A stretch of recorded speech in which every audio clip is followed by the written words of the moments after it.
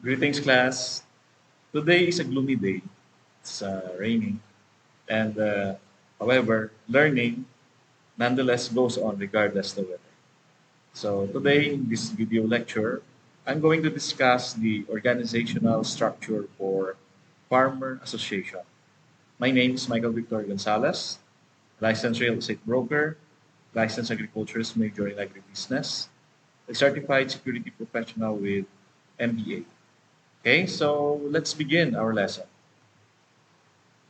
According to Harold Jennings, every company has two organizational structures.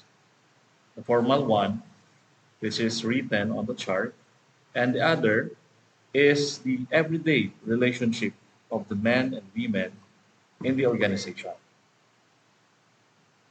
So, organizations can be incredibly complicated, requiring hundreds of individuals to perform a variety of roles in order to keep them running. So the organization require a well-defined organizational structures in order to manage resources and also to achieve their goals. The various connections within the organization are included in the organizational structure. It explains roles, the duties, and how specific choices are made in order for the business to accomplish its objective. It also defines how information is shared among individuals inside the organization. The organizations that function well are able to articulate and also to clarify how each individual role fits into the larger framework. So, organizational chart should also show who makes decisions and also to whom they report and who is responsible for whether things go right or wrong. So in this illustration class, this is a very simple illustration of a family farm. So there is a general farming partnership which they rented a farmland, and the dad and the mom, who is the owner of the farmland, and they have a son, number one, their wife of the son one, and also the son two, which they share their own corporation. So if you can see class, this is how the organizational flow. So the son one and the family, and also the son two. So their relationship with their mom and dad, who owns the farmland. So this is the flow of their organization. So with that simple illustration class, you can be able to see their roles and also their functions. So we have three different kinds of organizational structures that exist. The number one is the vertical or hierarchical. Each person reports to the one above them and has little authority. It may hinder the decision making and interfere with communication.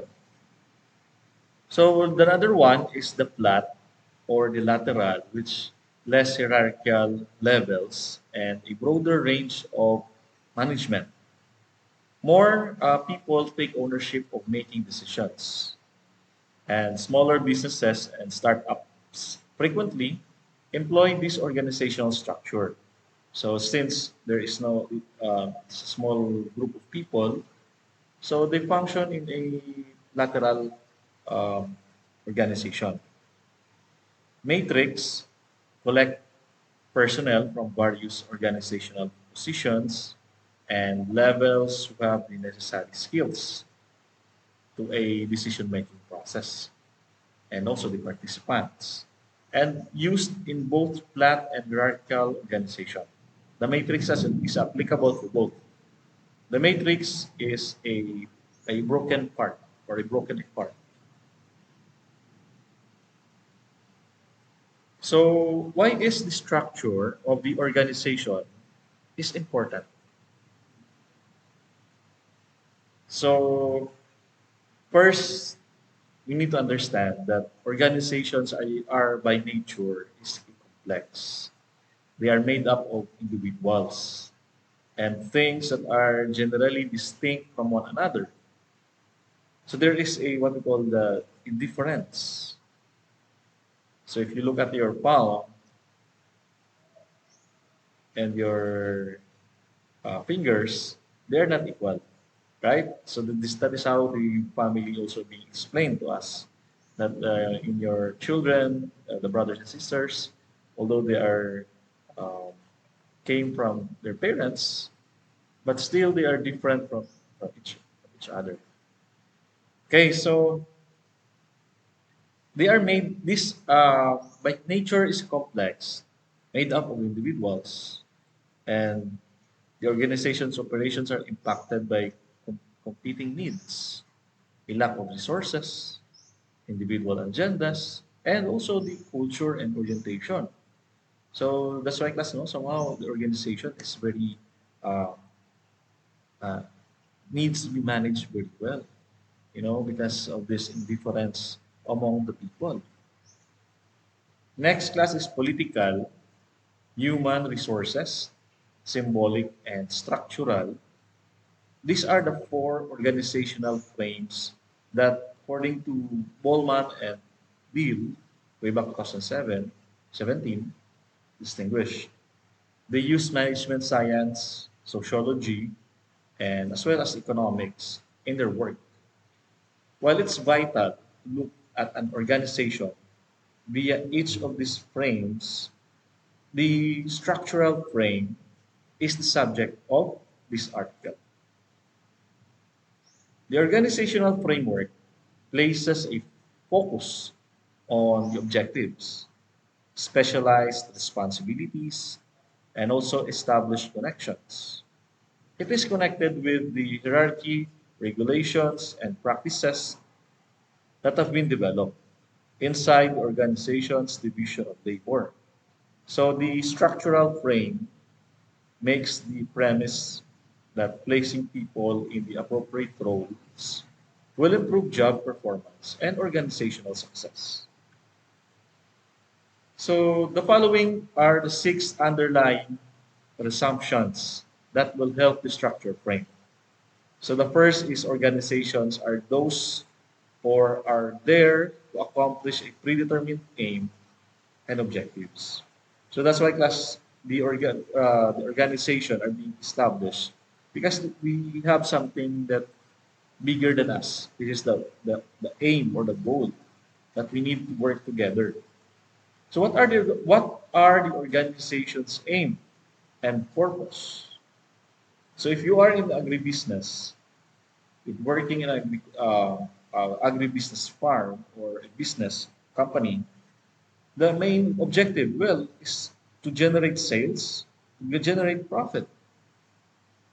So keep in mind the organization's mission and goals when making a decision. So regardless of in whatever the company or uh, business someday, no, that you will going to be part. You start with the mission and goals of the company. Next is through specialization and the effective division of work, organizations improve performance and boost the efficiency. So the word specialization class. So when you are already specialized in your job, you're very effective. You're very efficient to do the job. You can make it faster and you can accomplish your task in a short span of time and then move forward to another task. So by this specialization class, it improves performance. So that's why in organization, placing your people or placing an individual on the right job is very important in order for them to work effectively and function effectively. So is the organization's work separated into department according to expertise or objective? So that is a question that we need for every organization to address. And for instance, a company might have people in charge of farming and others in charge of sales. So that's why, class, skills matching is very important in the specific jobs that you assign to your people. And also, class, the right kinds of coordination and control make sure that the varied efforts of people and units are meshed. After people have been organized into units, it is crucial to consider how well the units are collaborating. Are the individuals who are responsible for the organization's sales setting and achieving clear and defined goals? Okay, so number four, when logic triumphs over individual goals and outside influences, organizations functions best. It is crucial that the organization's executives are on the same page and pursuing the same objective. So the goal, the technology, the workforce, and environment of an organization must all be taken into consideration while designing the business structure. How well are the organization's present goals and structures are aligned? To ensure that objectives and structures are still in alignment, companies may need to revisit their structural framework as they continue to adapt and evolve. Number six is due to structural flaws, issues develop and performance degrades, which can be fixed, uh, can also be fixed. So the word structural flaws is sometimes due to miscommunication and also due to some of the pressures that has been developed throughout the years of operation that are not being properly addressed.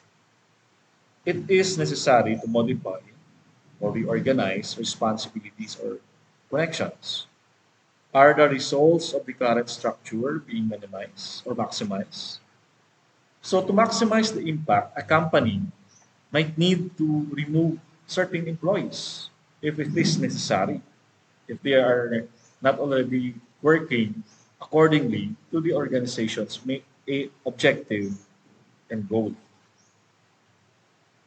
So differentiation and integration become a point of connection when companies are viewed via the structural frame. Once roles and responsibilities have been assigned, so the following are some needs to be considered. Number one is to consider how to distribute the work and figure out how to coordinate the various efforts. When assigning tasks and also dividing up the workforce into several parts, so we need to keep the following things in mind. Number one is based on expertise and knowledge. Every unit, such as marketing and fundraising, should be assigned to those who are um, well equipped to this responsibility. A person's position within an organization is determined by the area of what we call competence. For instance, a new professor with plant science background is unlikely to wind up in the economic division. That is a very worst uh, situation for the plant science to handle an economic division. He will be pressure and he will experience uh, uh, mismanagement. That's the word less. If you will be assigned to something that you are not very well equipped. And according to time, or it's either day or graveyard, so it's possible that people must put in a variety of shifts in order for the business to run smoothly. So you need to shuffle the time so that especially in the large companies like BPOs, what I've learned from them is that their schedules are shifting from time to time so that the people who are assigned in what we call graveyard time, that is around 10 in the midnight up to the late in the morning. So that is the most difficult time. So that is being reassigned to each individual so that um, every members of the organization will be able to work hand on hand during that very critical time. And the people who are also being assigned in that area would have a time for them to replenish and recover. Okay, so for instance, cleaning crew might have to arrive earlier than the rest of the personnel. Okay, so there should be a what we call adjustment from our time schedule according to product. So rice versus corn. So when you're assigning to your workforce, it's possible that the organization needs units to concentrate on certain outputs. Consider the meat and produce aisles at the supermarket. Each product group is the focus of a team that is at work. They likely have different vendors, objectives, as well as requirements. So, around customers or clients, who is the target market or clientele, does the organization need people to focus on subpopulation? So, when you're assigning the role to your employees, think about extension agents in one office who may have to work with youth.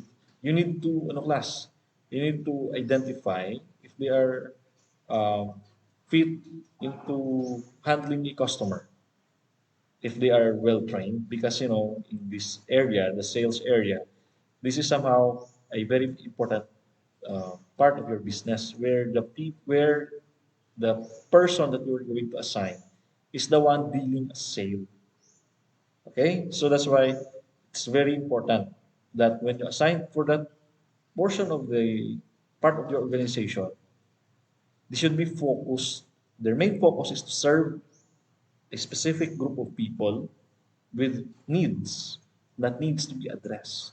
So that's why the person that you're going to assign in this area should be properly trained by method, order fulfillment process from other to deliver, or order to deliver.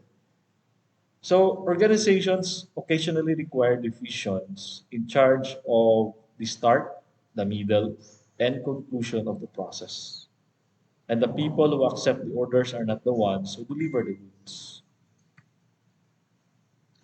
Okay, next class, the organizations must cooperate once it has a distributed the work. Once each and everyone has already a assigned task, so the vertical and lateral coordinations are the two main categories. So they both work together. Vertical coordination class, this one, the word vertical, they work of lower levels and coordinated by higher levels. Top-down command and control is the foundation of a vertical coordination. Although effective, it isn't always effective. Why? Because it relies on how willing people are to carry out orders from above. So the authority, this one is the executives, our managers, and supervisors for the every business. So executives, managers, and supervisors are the people with most accustomed to the traditional structure, and the hierarchy is the issue. The top individuals is followed by levels of people below. So it depends on the personality of the person above on how he deals with these people below. So the problem here, if the assigned authority is abusing his power and it is not already beneficial to the people below. So that's why uh, there creates a problem within the organization if it's not properly uh, orient the person in authority on how to deal with the people below them. And also the norms and guidelines. So this one is a standard operating procedure or the SOP. So these are the rules that is properly set in place for each level that needs to be observed and to follow.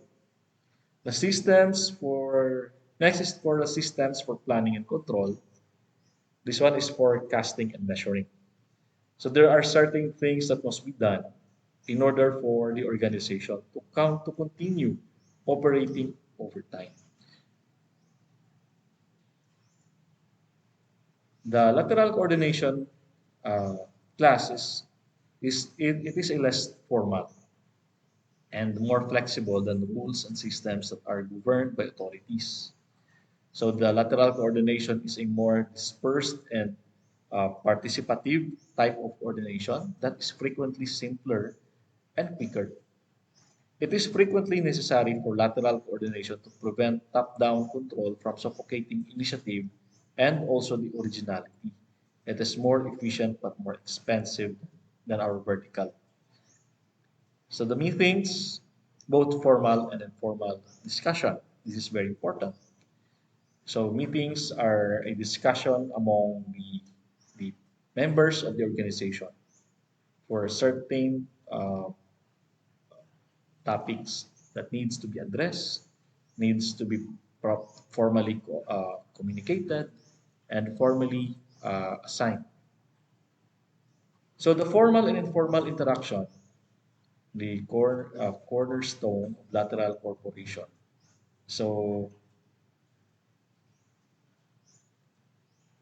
when you say cornerstone, so class, having an interaction, formal, if it is properly communicated by uh, written letters, and also the informal interaction, maybe groups of people are always interact in within the environment of our organization.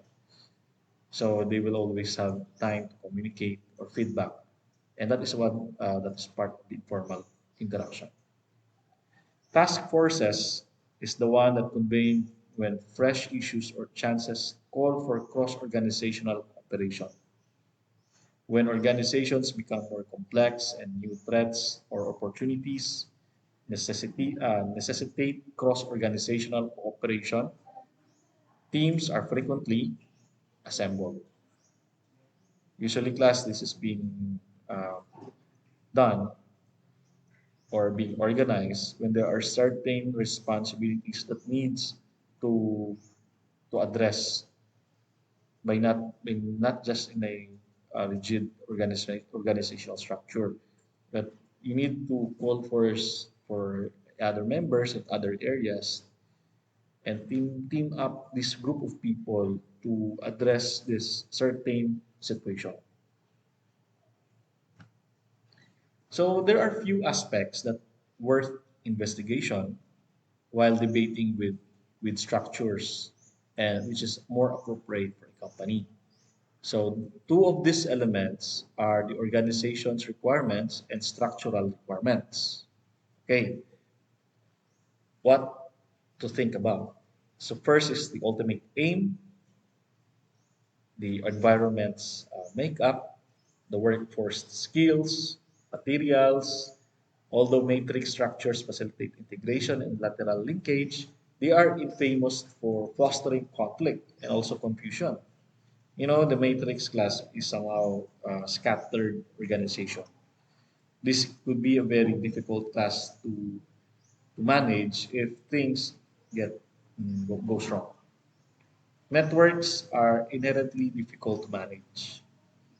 So that's something that we need to understand. Effectiveness of coordinators depend on they are perceived and their ability to navigate politics in the workplace. And also the meetings can be draining, ineffective and unnecessary. So that's why setting a proper agenda is very important, so that the meeting should be in line with the target or the things that needs to be addressed. Because if there's no agenda, things may um, go out and it will not be able to address what need. It will be a waste of time spending a lot of resources there and not hit the main objective. Task forces can take away attention from ongoing needs. Okay, so it is worthwhile to use structural frame to analyze the roles and relationships in the company as it searches for ways to improve internal performance. So an organization's structure should support rather than impediment the achievement of its objectives. Okay, so okay, class. So that's the end of my lecture. And our references, class, for additional information, you may visit this uh, reframing organizations. So that's the end, class. And thank you very much for be part to be part of my video lecture. Have a good day.